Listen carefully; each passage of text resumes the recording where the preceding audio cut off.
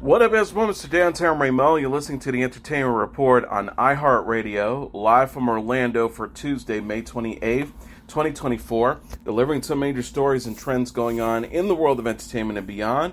You can follow the show on Facebook, Twitter, or Instagram, facebook.com/The Entertainment Report with Ray Melo, that's REYMELO, on Twitter at The Enter Report, or on Instagram at The Entertainment Report. You can listen to the show anytime you want on iHeartRadio. Just go to iHeart.com or your iHeart phone app, search for The Entertainment Report, and it'll take you to the page. I hope everyone had a great Memorial Day weekend. Josh O'Connor and Cailee Spaeny have joined the cast of Knives Out 3. 34-year-old actor and 25-year-old actress will star with Daniel Craig in a new film officially titled Wake Up Dead Man, a Knives Out Mystery. Netflix confirmed as much Monday by reposting news of the casting.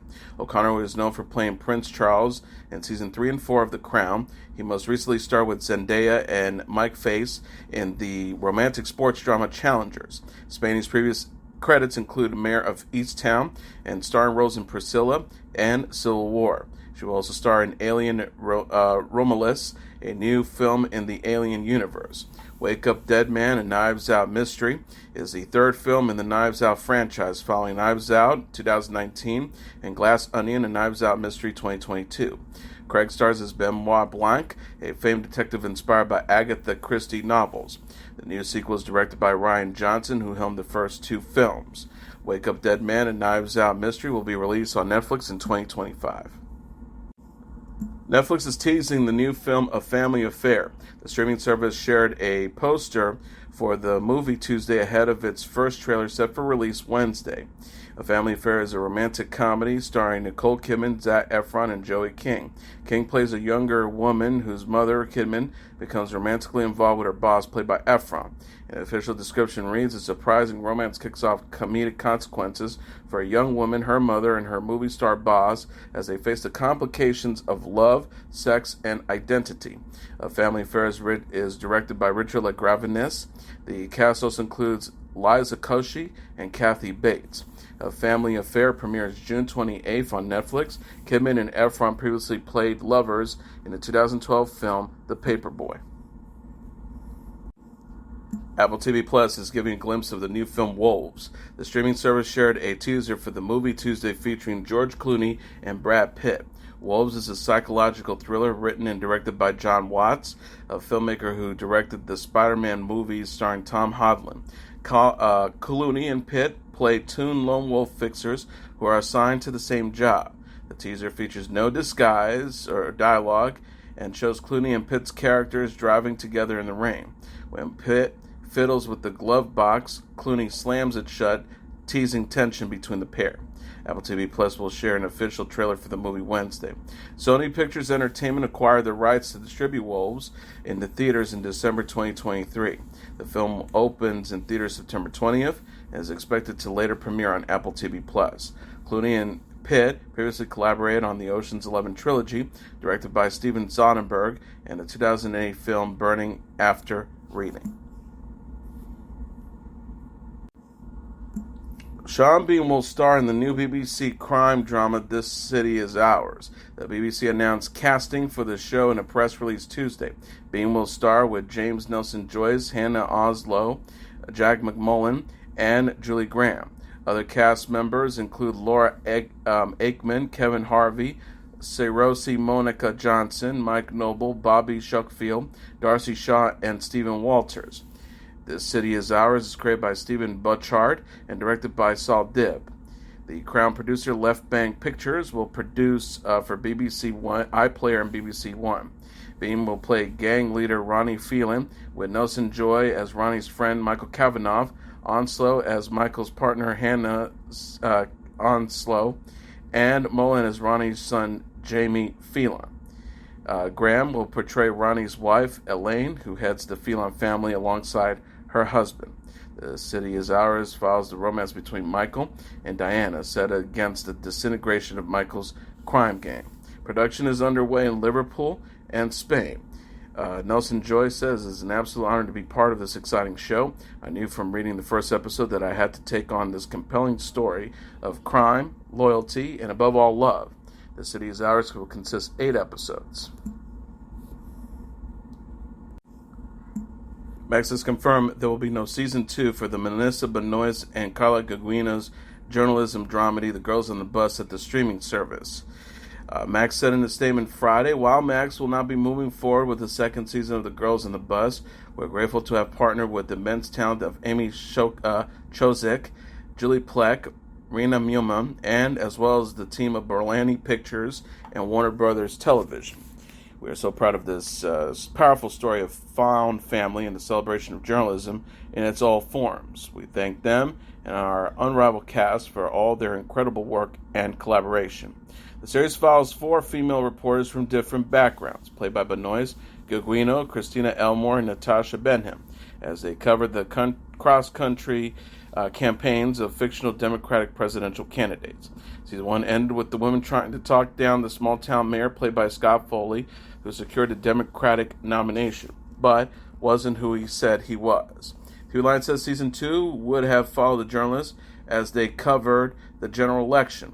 The show was executive produced by Chozick and loosely inspired by her election campaign memoirs, Chasing Hillary. David Lynch is teasing a new project. The writer, director, and producer, 78, said in a video Monday that fans can expect something to see and hear on June 5th. Lynch says, ladies and gentlemen, something is coming along for you to see and hear, and it will be coming along on June 5th. Details about the project are unknown, although Lynch told Deadline in April that he was hoping to find backers for an anime project titled Snoot World. Lynch first started working on the script for Snoot World 2 decades ago with the Night Before Christmas writer Caroline Thompson. He said in April that he pitched the project to Netflix but was rejected. He speculated Snoot World is kind of an old-fashioned story, and animated today is more about surface jokes. Old-fashioned fairy tales are considered groaners. Apparently people don't want to see them. It is a different world now, and it's easy to say no than to say yes. Lynch's most recent project was the Twin Peaks revival, which aired on Showtime in 2017. His previous works include the films Dune, 1984, Blue Velvet, and Mulholland Drive.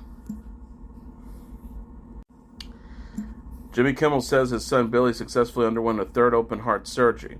Jimmy Kimmel Live host shared the news Monday on Instagram alongside a photo of Billy, 7, recovering in the hospital.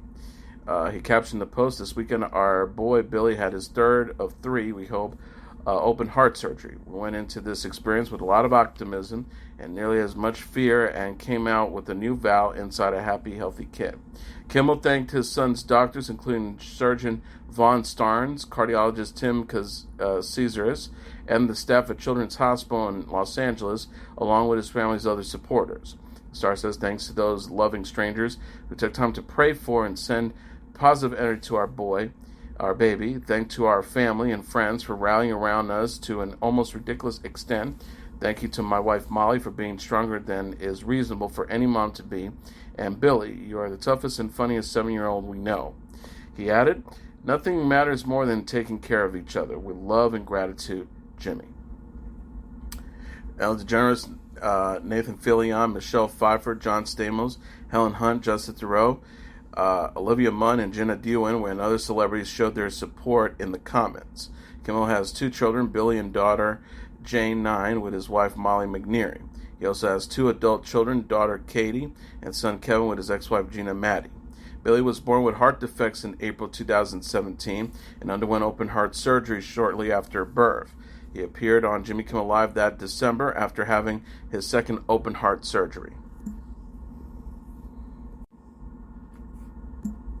Steph and Ayesha Curry have announced on Instagram the birth of their 4th child. The 36-year-old professional basketball star and his 35-year-old actress celebrity wife posted Sunday, our sweet baby boy decided to make an earlier arrival. He's doing great, and we're finally settling in at a home as a family of 6. So grateful. Cassius Kai, May 11th, 2024. They revealed the pregnancy in March. The couple are already parents to Riley Elizabeth, 11, Ryan Carson, 8, and Kenny W. Jack, 5. American actor Johnny Wactor has died, his family said Sunday, after authorities in L.A. reported that a person had been fatally shot while attempting to stop thieves stealing a vehicle's catalytic converter early Saturday.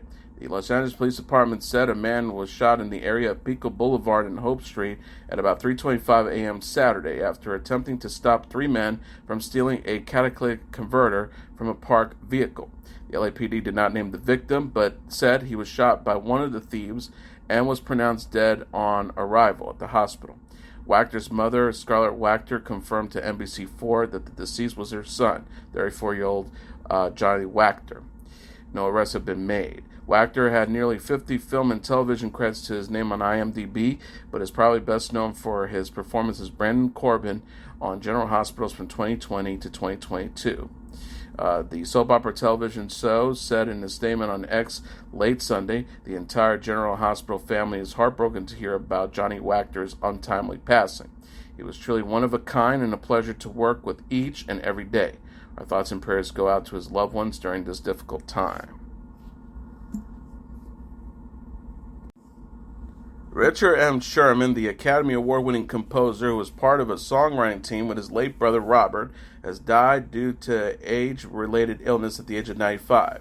The Sherman brothers wrote the score for 24 films, many for Disney, among them Mary Poppins, for which they won 2 Oscars, The Jungle Book, and Chitty Chitty Bang Bang. Born in New York on June 12, 1928, he and his family moved to Beverly Hills, California when Sherman was 9. His father, Al, was a popular songwriter and challenged Richard and his older brother to write together. Sherman remembered in 2005, he sensed that Bob and I collaborating and pulling our wits could come up with something.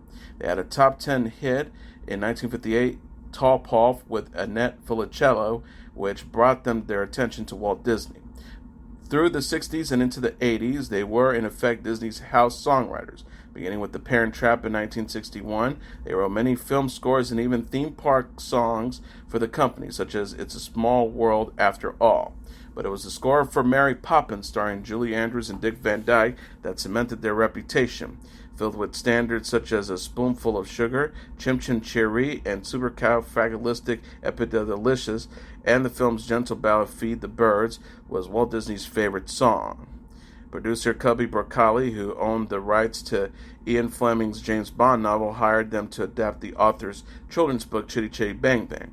Sherman said he and his brother had fun writing the title song about the magical flying car. Sherman explained, we wanted the song to sound like the way the motor sounded, because that's the trick. The whole thing is that it backfires and goes bang bang. The rhythmic song was nominated for an Oscar. While they were very much on the same wavelength as songwriters, the brothers had a complicated and sometimes contentious relationship, which was documented in the 2009 film The Boys, the Sherman Brothers' story. Their last original score was for Disney's The Tigger movie in 2000, and both Mary Poppins and Chitty Chitty Bang Bang were adapted to the stage. The Sherman Brothers were honored with a star on the Hollywood Walk of Fame in 1976. Basketball Hall of Famer Bill Walton, the red-headed center who won championships with the Portland Trail Blazers and the Boston Celtics after starring at UCLA and afterwards had a successful broadcasting career, has died at the age of 71 after a prolonged bout with cancer, the league announced on Monday. Adam Silver, the NBA commissioner, said about the 6'11" star in a news release, Bill Walton was truly one of a kind. As a Hall of Famer, he redefined the center position. His unique all-around skills made him a dominant force at UCLA and led to an NBA regular season and finals MVP, 2 NBA championships, and a spot on the NBA's 50th and 75th anniversary team. At UCLA, Walton starred under John Wooden. In 87 games at UCLA, Walton shot 65.1% from the field, averaging 20.3 points, 15.7 rebounds, and 5.5 assists. UCLA was 86-4 in Walton's 3 seasons, including titles, and 30-0 in 1972 and 1973. He was part of the Bruins' 88-game winning streak. Walton was selected the number 1 overall pick in the 1974 NBA draft. He played for the Portland Trail Blazers from 1974 to 1979, the San Diego or Los Angeles Clippers from 1979 to 1985, and the Boston Celtics from 1985 to 1988. 5 seasons were entirely lost to foot injuries. He was named NBA Finals MVP and leading the Blazers to the title in 1977, after earlier being named MVP 9 years later in 1986. Walton led the Celtics to the championship.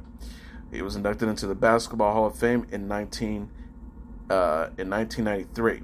Silver said Bill then transcended his infectious enthusiasm and love for the game to broadcasting, where he delivered insightful and colorful commentaries which entertained generations of basketball fans. But what I will remember most about him was his zest for life. He was a regular person at league's events, always upbeat, smiling ear to ear, looking to share his wisdom and warmth. I treasure our close friendship, envy his boundless energy, and admire the time he took with every person he encountered. He joined ESPN in 2002 and served as the lead NBA analyst for that network and ABC, and in 2012 he became a college basketball analyst for Pac-12 broadcasts. He also worked for CBS and NBC. Pop star Lizzo shared on Instagram her reaction to recent jokes made about her in the anime comedy South Park: The End of Obesity. Created by Trey Parker and Matt Stone, the show is set in Colorado, satirizing the popularity of Omespec, a drug that treats diabetes, but is being embraced by celebrities who want to lose weight. South Park teased the alternative drug called Lizzo for people who can't afford Ozempic and want to accept their size, eat what they want, and not exercise instead of trying to change their shape. In her social media post this weekend, Lizzo said, "That's crazy. I feel like, damn, I'm really that bitch." She said, "I really showed the world how to love yourself and not give a fuck, to the point where these men in Colorado know who the fuck I am, and put it on their cartoon that's been around for 25 years. Taylor Swift performed for the first time in Portugal during the weekend. Swift posted on X on Sunday, "It's official, I left my heart in Lisbon. My first time in Portugal, and you all made me feel like I was right at home. I seriously never forget the way you treated us, the overwhelming love and passion, and hands in the air and dancing, and how you screamed every lyric." The Grammy winner headlined 2 shows for her Eras tour in Lisbon on Friday and Saturday. Swift told the audience of 64,000 at the first show, "When I first walked on to the stage, when I first appeared at the beginning of the show, I looked out and saw this crowd. You took my breath away. My heart was beating so fast. You just made me feel so lucky to be here with you tonight. Thank you so much for coming to the show." Former heavyweight champion Mike Tyson on Sunday experienced a medical emergency on a flight that involved paramedics, his reps confirmed. His publicist, Joe Magnagno, according to USA Today, said, "Thankfully, Mr. Tyson is doing great. His flight from Miami to L.A. was delayed 2 hours before taking off due to technical issues related to heat." Eyewitnesses said they saw Tyson board the aircraft at about 6:30 p.m. local time. Tyson then became nauseous and dizzy due to an ulcer flared up 30 minutes before landing during the flight. It was then reported passengers waited 25 minutes on the plane after landing at LAX while paramedics assisted Tyson. His reps said Tyson is appreciative to the medical staff that were there to help him. Tyson retired in 2005 after his reign as a world heavyweight champ from 1987 to 1990. The medical scare comes more than a month before Tyson's July 20th fight to be aired on Netflix with YouTuber Jake Paul, 27, at the AT&T Stadium in Arlington, Texas, in what will be Tyson's return to the ring since his 2020 fight with Roy Jones Jr. The ex-boxing champ will turn 58 days, 10 days later on June 30th. Taylor Swift's Torture Poet Department is the number 1 album in the United States for a 4th week. Coming in number 2 on the Billboard 200 charts dated Saturday is Gunna's One of One, followed by Morgan Wallen's One Thing at a Time at number 3, Future and Metro Boomin's We Don't Trust You at number 4, and Wallen's Dangerous the Double Album number 5. Running up the top tier are Nick Cahan's Stick Season at number 6, SZA's SOS number 7, Zach Bryan's self-titled album number 8, Benson and Boone's Fireworks and Rollerblades at number 9, and Beyonce's Cowboy Carter at number 10. And finally, Furiosa is the number 1 movie in North America, earning $25.5 million in receipts this weekend. BoxOfficeMojo.com announced on Sunday. Coming in number 2 is the Garfield movie with $24.8 million, followed by If at number 3 with $16.1 million. The Kingdom of the Planet of the Apes number 4 with $13.4 million, and The Fall Guy number 5 with $5.9 million. Running up the top tier are The Strangers, Chapter 1 and number 6 with $5.6 million, Side at number 7 with $2.8 million, Challengers at number 8 with $1.4 million, Back to Black at number 9 with $1.1 million, and Babes at number 10 with $1.06 million. And that was your entertainment report for Tuesday, May 28th, 2024. I'm your host, Mr. Downtown Ray Melo. I'll be back tomorrow to deliver some major stories and trends going on in the world of entertainment and beyond. You can follow the show on Facebook, Twitter, or Instagram. Facebook.com/The Entertainment Report with Ray Melo. That's RAYMELO. On Twitter at The Enter Report, or on Instagram at The Entertainment Report. You can listen to this episode or any previous episodes of The Entertainment Report anytime you want on iHeartRadio. Just go to iHeart.com or your iHeart phone app. Search for The Entertainment Report, and it'll take you to the page. Good night, and God bless you all.